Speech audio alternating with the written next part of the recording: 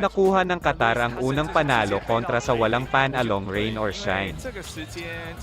Tinalo ng national men's team ng Qatar ang rain or shine sa 42nd Jones Cup sa 73 hanggang 86 panalo sa Taipei Hepong Gymnasium noong Martes. Panoorin natin ang full highlights ng laro ng rain or shine kontra Qatar. 正常的 PBA 赛季，现在如果今年没有世界杯的话，那蒙亚他在第一节是投。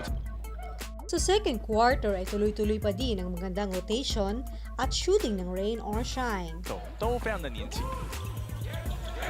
代表卡达过去打过 U16，哇，向以来都是非常凶悍的。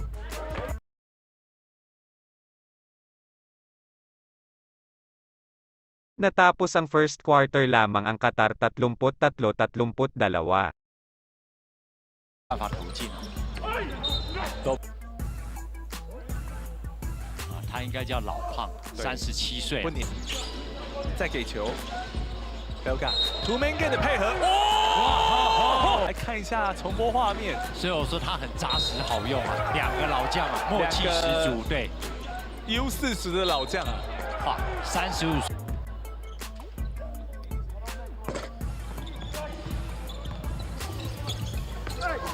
一线，哦，待的有点久，再。 Natapos ang second quarter na lamang ang Elasto Painter. 有点惊险，时间到之后，现在双方平手62-62。Asistio 要回。 Sa third quarter ay namisikal na ang Ross para makahabol sa kalaban. Ginawa ng lahat ng koponan ng rain or shine pero hindi umubra sa malalaki at physical play ng mga players ng Qatar.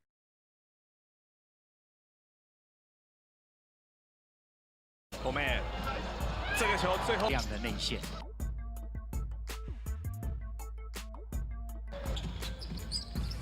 左妹70，哦哟 ，ankle breaker 来了，哇！来看刚才，再看一下卡拉卡，哇，这个一晃，刚才是他这样。 Sa kalagitnaan ng fourth quarter nagkatulakan counting ng magkagulo, Bibi na 比较 PBA 式的卡位要位置，发生什么事了？哇，两次了，其实这个 play 出现2次，双方的一些比较严重的肢体拉扯或是接触。那哇，很好看哦。对。 欧洲这边其实 Pinagsama-sama ng Qataris ang 11 hanggang 4 runs sa kalagitnaan ng fourth quarter para kumawala mula sa mahigpit na 73 all contest at kumuha ng 84 hanggang 77 lead na hindi nila binitawan hanggang sa huli. Tala ng West Asian country Qatar ang unang panalo sa torneo habang hinahawakan ang Elasto Painters sa kanilang ika-4 na sunod na pagkatalo.